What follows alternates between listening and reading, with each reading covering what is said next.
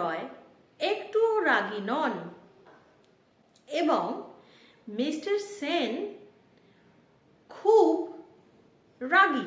তো সঠিকভাবে এই দুটো বাক্যকে কিভাবে বলতে হবে ইংলিশে?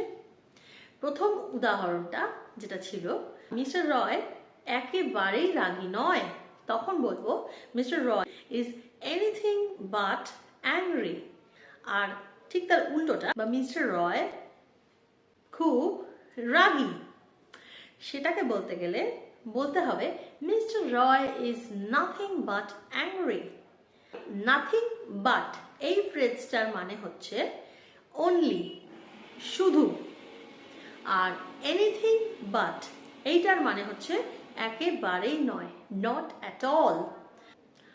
আরো একটা এক্সাম্পল দিচ্ছি, my friend is anything but spiritual, মানে আমার বন্ধু আর যাই হোক স্পিরিচুয়াল নয়, তার মানে she is not spiritual at all.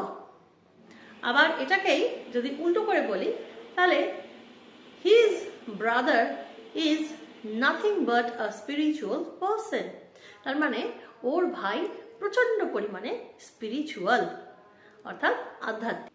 তো আশা করি এই দুটো ফ্রেজ কি এবং তাদের পার্থক্যই বা কোথায় সেটা আমি সঠিকভাবে বোঝাতে পারলাম, এবং ভবিষ্যতে তোমরা খুব সহজেই এই দুটো নিজের নিজের জায়গা মতো ইউজ করতে পারবে।